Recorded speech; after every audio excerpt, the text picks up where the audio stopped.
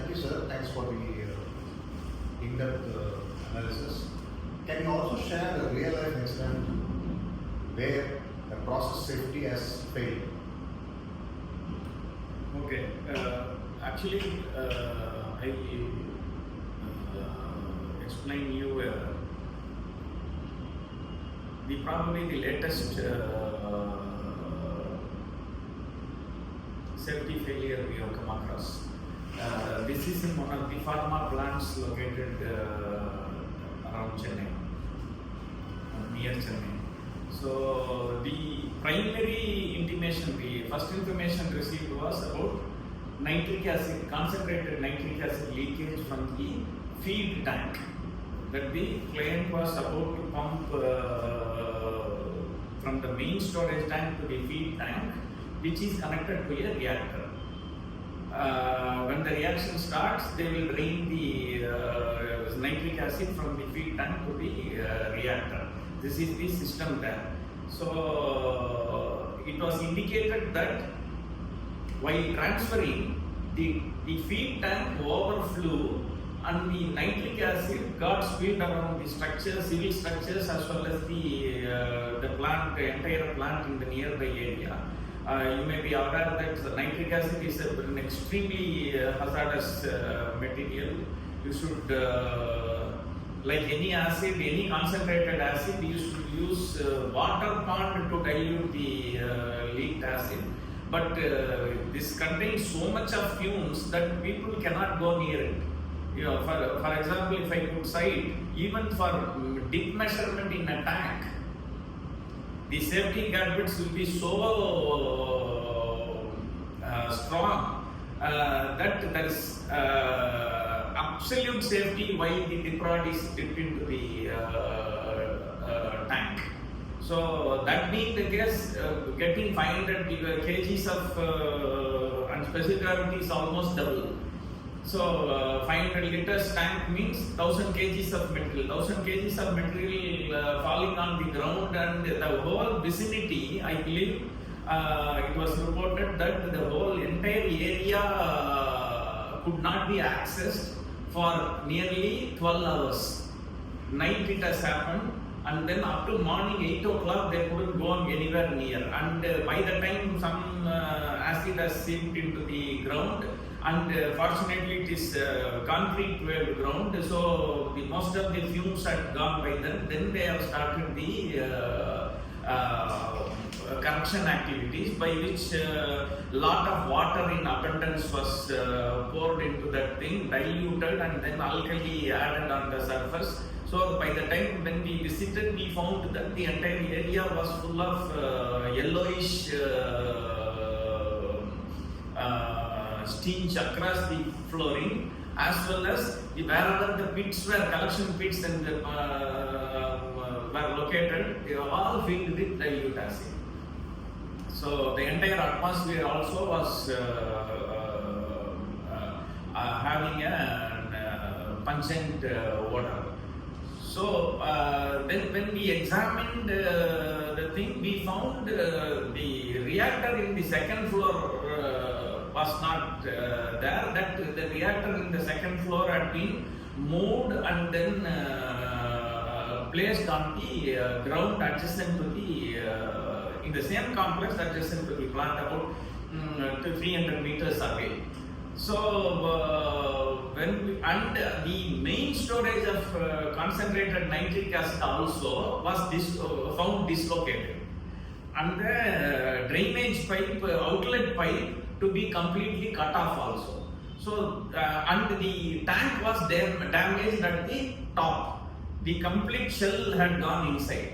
So we made a thorough investigation of the entire sequence. Then in a nutshell, if you want to explain, I would say that the primary reason probably would have been the nitric acid leakage. The nitric acid leakage, when it has flowed down, that was on a steel structure mounted reactor, MS steel structure. So probably because of the extreme corrosion, already the plant is about 10 years old or so the structures have not been replaced.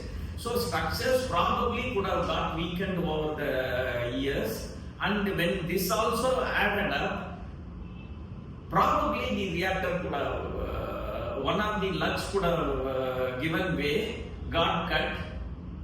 Because if you see the reactor photographs and the lugs are intact, only the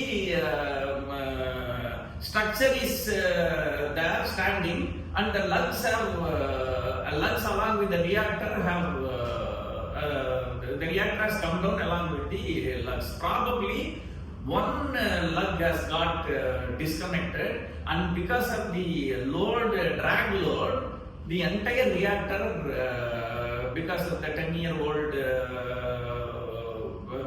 because it is 10-year-old, because of the drag, the reactor fell into the space below the reactor to the ground floor. In the process, it has disturbed the piping, associated piping running in the first floor, the structural, everything affected, and then it has fallen onto the ground. Then the company has, the people have attempted to, the rescue team has attempted to retrieve the reactor from the thing. While retrieving, the only possibility is through crane, it can be lifted, and that is in a very, very narrow thing. So when they had put the clamp and then lifted the reactor up, because of the oscillation, while dragging it out, it has hit the storage tank, which is just kept 3 meters away from the plant. When you drag when you pull the reactor outside through a crane, and the reactor will be hanging onto that. When it is hanging onto that, when the crane goes backwards, due to the oscillation, it has hit the storage tank and disturbed the entire storage tank. So this is how we could correlate all these incidents. Basically, these comprised of 3 different incidents. One is the nitric acid leakage. Second thing is reactor falling. Third thing is while retrieval, this is getting disrupted. So these are the 3 things that are combined on a single day. So this is how the reasons could be many. One is your whether you need to locate the storage tank very near to the plant in that manner, such that to concentrated nitric acid plant. Whether you need to give correct access for if there is something untoward, whether you can pull it up. And above all, the primary thing is whether the MS structure, which is located in a corrosive environment, whether has been tested. For pressure vessels, there is a statute. Pressure plant and machinery testing and safety. Once in 6 months, you need to externally examine. Once in 2 years, you need to hydrostatically test the pressure vessels. Or once in 4 years, ultrasonically, you have to test the thickness and all. But in that case, there is no explicit reference to the structures on which the reactors are erected. So this is a lesson learned. Then going forward, even the structures need to be checked for porosity, porous holes, or weakness, or corrosion, thinning of the metallic thing. All those things it is to be checked. Okay. In continuation to that, we understand they don't have regulatory software or something in the facility to monitor the maintenance and things. Suppose if you have a software, what we are trying to develop basically is an integrated software for safety. How do you think that this can help them to prevent or avert such a disaster? Okay, it's a great initiative which is the need of the hour.